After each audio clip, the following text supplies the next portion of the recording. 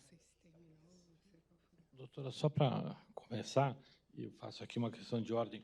Nós entramos na sala de audiência, nós não estávamos com o celular, eu tenho um caderninho aqui anotando as perguntas que eu iria fazer, acaba a audiência, nós chegamos na sala ao lado, a senhora me pediu se eu poderia abrir o sigilo do celular do Vorcar, e eu disse que não abriria, porque nós tínhamos receio, inclusive, dos vazamentos.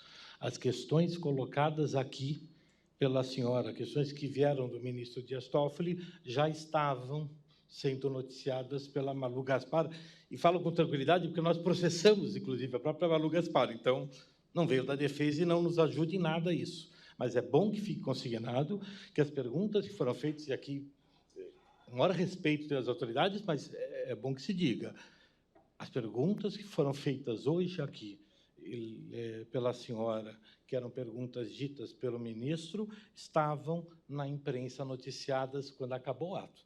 Então, só para deixar claro, e aí, respondendo a sua pergunta, quando a senhora me disse, a senhora abre o celular? Eu digo, tem coisas pessoais. A senhora me disse, mas o sigilo é absoluto. O sigilo era absoluto, não deu, sei lá, 20 minutos, as questões estavam todas ali colocadas. Então, nós já, inclusive, já havíamos pedido a instauração de um inquérito para averiguar os vazamentos. Então, nós vamos relatar ao ministro corrido, deixo aqui consignado, mas esse caso aconteceu 20 minutos depois da audiência acabar. Também a nossa própria estranheza quando soubemos disso durante a subsequente, conversávamos exatamente sobre isso, com necessidade de apurarmos isso, porque não há tranquilidade nessa questão, né? Mas, enfim, é o nosso compromisso, obviamente, e também a nós. E aí, muito claramente, acho que posso falar também pela polícia, e certamente pelo gabinete do ministro Toffoli, a nenhum de nós interessa qualquer dessa divulgação. Aliás, pelo contrário, porque isso nos torna a vida um inferno, né? Claro. Todo mundo, você fica ali pensando de onde sai essa informação, com quem você não pode mais conversar, ou qual é a medida adicional de proteção que nós temos, e isso, no nosso caso, especificamente do Ministério Público Federal, é um padrão e uma ordem que nós temos no Procurador-Geral da República. Todos nós sabemos que o doutor Bonet praticamente não deu entrevistas desde que assumiu na primeira gestão, e isso é uma preocupação muito grande da equipe, que não é para falar com ninguém. Então, assim, também para nós é uma situação de muito desconforto. Não tenho dúvida alguma. E falo em respeito a todos que estão aqui, as autoridades, todo mundo é sério, todo mundo é responsável, todo mundo mas o fato é, aconteceu. Para a defesa só atrapalha, quer dizer, para nós, e acho que talvez atrapalhe para todos, mas é bom que fique consignado, porque aconteceu. Eu me arrependi de ter pego o celular, porque ainda eu falava assim, mas eu entrego o celular para a polícia para ver que da defesa isso não saiu. O Vorcar nem celular trouxe, que era para não ter o risco de nada. Então, e nós fomos surpreendidos 20 minutos depois de acabar a audiência com esse fato. É lamentável e deve ser apurado, porque mexe com coisas importantes, com a vida de todos nós, eu não tenho dúvida. E conhecendo o doutor Guanet, eu tenho certeza que... Muito obrigado. Imagina. Acho que está... Só um minutinho. O meu está ligado? Tá. Uhum. Então, a gente vai proceder aqui à cariação com algumas perguntas. A intenção é que seja breve, de fato, com alguns elementos que foram identificados. Eu vou fazer algumas perguntas e aí eu vou passar o doutor Birajara conduzir a maior parte das perguntas, etc. Iniciando, houve uma divergência que nós consideramos muito interessante, enfim, que merece ser explorada, é que o senhor Vorcaro, durante seu depoimento, diz que, a partir de janeiro, a partir da data de comercialização das carteiras da Tirreno, o senhor informou ao BRB que o doutor Paulo Henrique estaria ciente que essas carteiras seriam de originadores, seriam originadas por créditos da Tirreno. O senhor confirma? Não, na verdade, a gente anunciou que a gente faria vendas, né, naquela ocasião, de originadores terceiros. A Tirreno, nem eu mesmo sabia naquela ocasião, se eu não me engano, que existe que o nome Tirreno, né? Acho que a gente chegou a conversar por algumas vezes que a gente começaria um novo formato de comercialização, que seria de terceiros, carteiras originadas por terceiros e não mais originação própria. Então, o senhor avisou, então, que seriam carteiras originadas por terceiro. Sim, eu não me lembro a data específica, mas a gente chegou a conversar em algum momento que a gente teria essa comercialização desse novo tipo de carteira. Senhor Paulo Henrique, gostaria que o senhor comentasse essa afirmação. Meu entendimento, que eu coloquei aqui mais cedo, é que eram carteiras originadas pelo Master, que haviam sido vendidas ou negociadas a terceiros e que o Master estava recomprando e revendendo para a gente. Não tem essa informação de ser revendida pelo Master. Eu sabia que eram carteiras naquela ocasião dos mesmos originadores que faziam originação para o Master, ou seja, era um ambiente já de clientes que faziam parte do nosso ambiente ali do Credit System, mas não especificamente que tinham sido originados por nós. Mas quando se apresenta a carteira para a comercialização, esse documento de origem também não faz parte do portfólio de documentos entregues à instituição que vai adquirir? Qual documento de origem? O originador do crédito da carteira, por exemplo. Eu não conheço no detalhe o procedimento da originação, mas eu acredito que quem fez a originação na ponta não é uma informação que está nos procedimentos, até onde eu entendo, não faz parte. A documentação não. Normalmente a gente recebe uma planilha com a lista de todos os créditos, CPF, data de originação, valor, taxa, todos esses parâmetros, órgão conveniado e um conjunto, uma amostra de contratos e de comprovantes de averbação. Essa informação. O risco no final é o cliente da ponta final. Então, quem originou, como eu falei inicialmente, não é relevante no processo de risco. E quando o senhor foi perguntado explicitamente, ou o senhor, a sua equipe, foi perguntado explicitamente em algum momento pelo BRB quem seriam as originadoras? Porque o senhor fala que já tinha falado desde o início, e o doutor Paulo Henrique ele vem aqui e nos traz a versão de que houve esse encaminhamento de uma pergunta específica para o senhor, para a sua equipe, de quem seriam os originadores daquelas carteiras que estavam sendo compradas ali no mês de janeiro, fevereiro, e que a resposta obtida é que elas teriam sido originadas pelo Banco Master.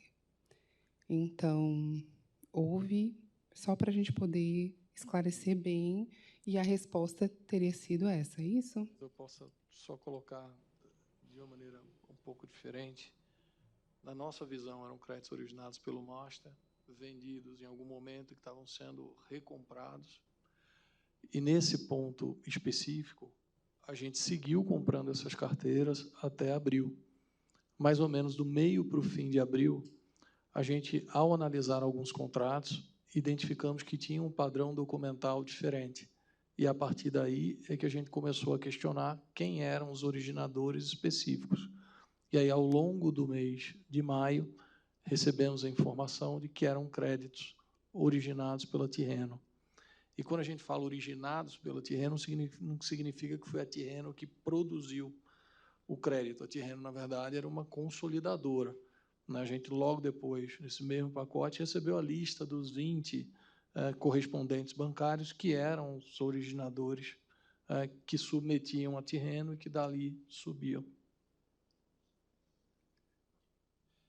Acho que em relação a esse ponto, as versões estão postas, né? Há um outro ponto que também bastante, aparentemente, controvertido, que diz respeito às substituições. A posição do senhor Vocaro foi bastante incisiva no sentido de que a operação foi liquidada com as substituições. Ou seja, que os créditos substituídos eles eram suficientes para, vamos chamar aqui, o ressarcimento do BRB em relação aos ativos originais.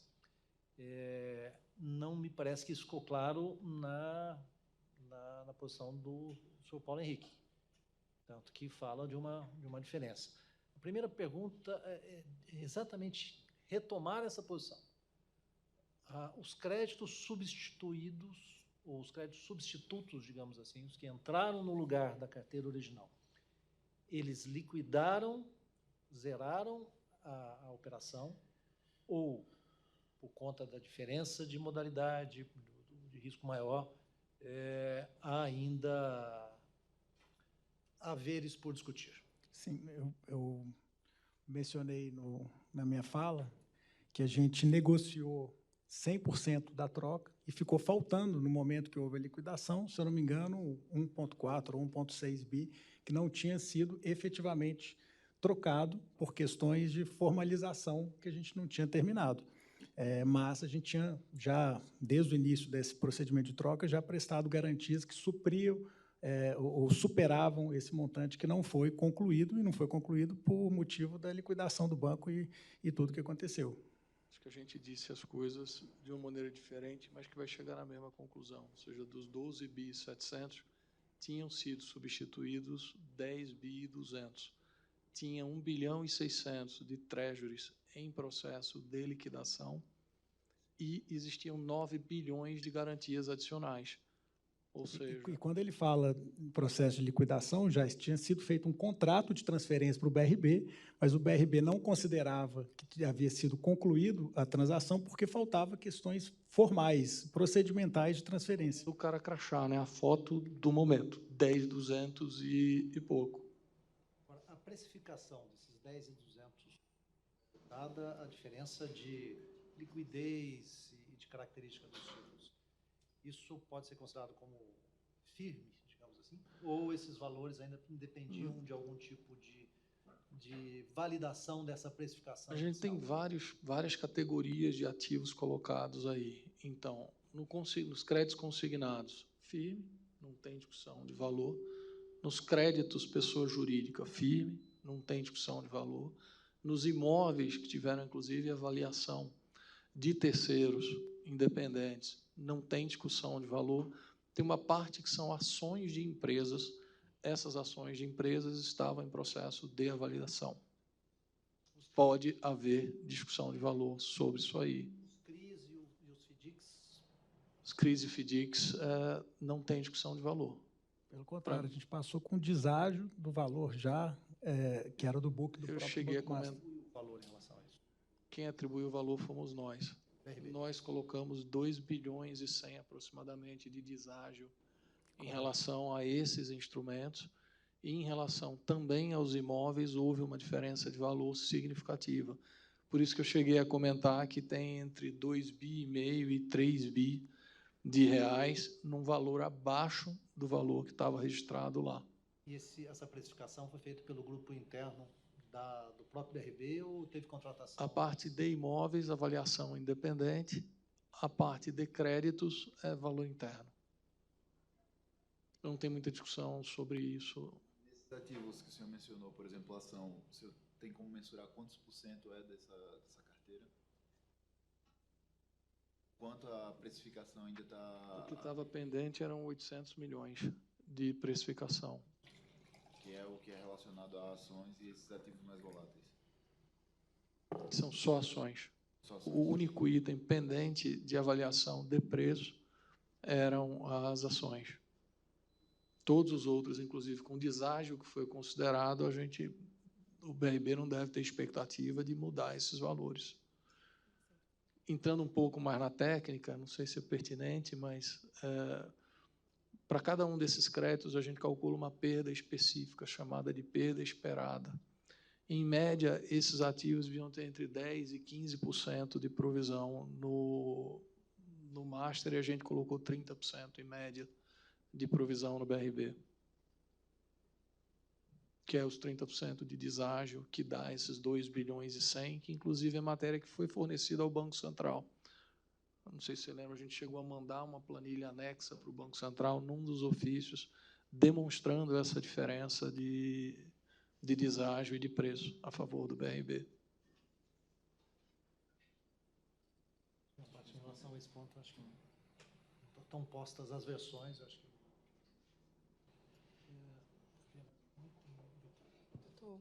Doutor Adamec, o senhor tem mais algum apontamento? Não, a questão da conta.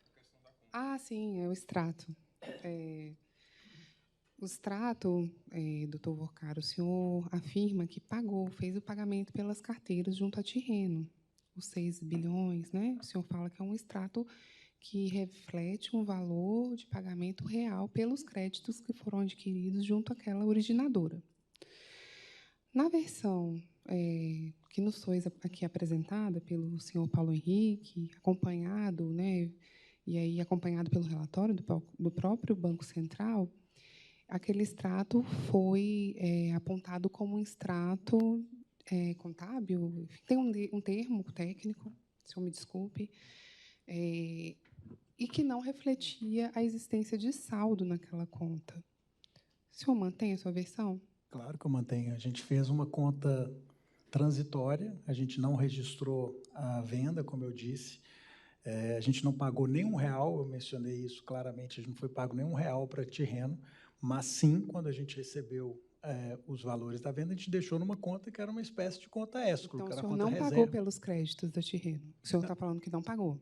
Não, a conta ficou numa conta escro, né? O mas pagamento seria quando a gente transferisse da conta reserva ali, que era uma Mas conta então o senhor não remunerada. pagou nada pelos créditos, é isso? Não, não pagamos, a gente não Então, chegou a você performar. pagou? Ah, não, você não pagou, então. Não paguei. Ah, não pagou. Ah, não, então pagou. é porque eu entendi que o senhor tinha falado que tinha Não, pagado. se eu falei isso, se eu der a entender isso, foi errado. Tá. Na verdade, uma das diligências que a gente mostra e que eu fui claro que a transação não se concretizou com a Tirreno foi que a gente não pagou nenhum real pelas carteiras. Então, o senhor não pagou nada Nenhum pelos real créditos. para a Tirreno. A Tirreno não teve O senhor nem... só recebeu, então. gente E aí, esses recebeu- 6 bilhões que o senhor iria pagar a Tirreno, o senhor ficou no banco. A gente ficou, né, e registrou nessa conta reserva, E aí, que era uma conta remunerada da Tirreno. E aí o senhor entrou... Mas esse dinheiro ficou no banco, então. O senhor não Claro. devolveu para o BRB. Não, peraí, no recebimento nosso, ele entra para a reserva do banco e é registrado dentro de uma conta remunerada, que era a conta de propriedade da Tirreno. No momento do desfazimento, troca da operação, a gente teve alguns modelos. A gente teve casos que a gente recomprou a carteira e pagou o BRB, e o BRB foi lá e comprou algum ativo, e teve casos que fez a troca. Não me lembro operacionalmente em quais os casos ocorreu isso, mas teve os dois modelos, né? Aí, de novo, a questão técnica, que talvez não esteja muito clara. A minha afirmação é de que não tinha dinheiro. Ou seja, existe um registro numa conta contábil, numa conta vinculada, mas aquilo não representa liquidez. Em que contexto foi feita essa pergunta para mim? Por que você não exerceu o direito de receber os 6,7 bi? É porque esse saldo contábil não representa liquidez imediatamente. Ou seja, não existia um dinheiro em si para Você queria retirar o dinheiro sem prejudicar o Banco Master? Ou o senhor acha que eles não tinham caixa? Não tinham o dinheiro concreto para isso. Eu ia causar uma quebra em sequência da Tirreno e do Master e afetar todo o processo de troca dos ativos no momento inicial do processo de troca.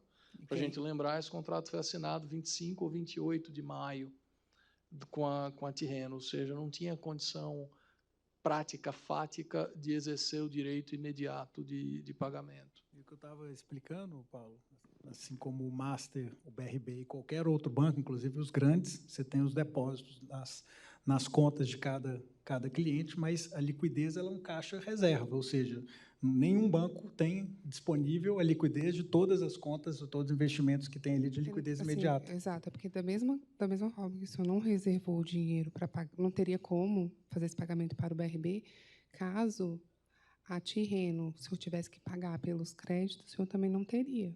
A gente, como eu disse, até o dia 17 de novembro, a gente honrou todos os pagamentos, todos os resgates do banco. Óbvio, com dificuldade, com planejamento, porque a gente estava vivendo um momento ali de crise de liquidez, mas, sim, a gente, no momento inicial, obviamente, quando a gente ainda estava em tratativa, existia o planejamento da fusão ou da aquisição do BRB que estava adquirindo o Banco Master, mas, independente disso, assim como a gente honrou os outros pagamentos, e honramos, nesse caso, também com o BRB, por meio da venda de outros ativos, a gente com certeza iria honrar.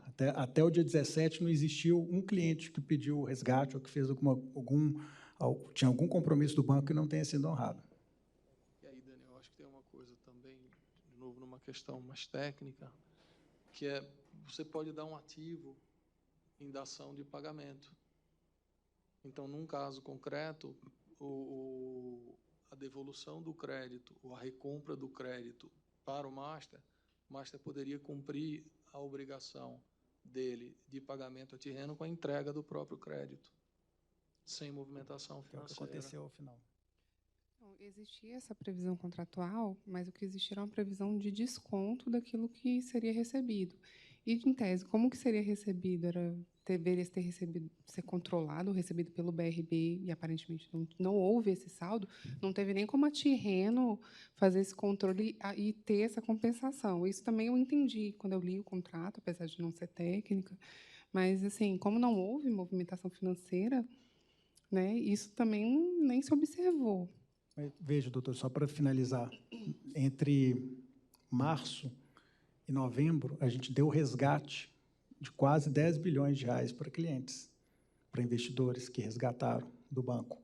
Ou seja, o banco estava operacional. O caso da Tirreno, o que aconteceu foi que a gente realmente foi pego de surpresa na questão de um desfazimento num volume grande. E aí sim entra uma questão comercial, de se combinar, de se planejar, de se programar ativos. Eu acho que tanto o Banco Master quanto o BRB foi diligente e conseguiu concluir a troca e a execução e a não concretização do negócio inicial com as carteiras, sem, como eu disse no começo, e volto a afirmar, sem qualquer prejuízo para o BRB.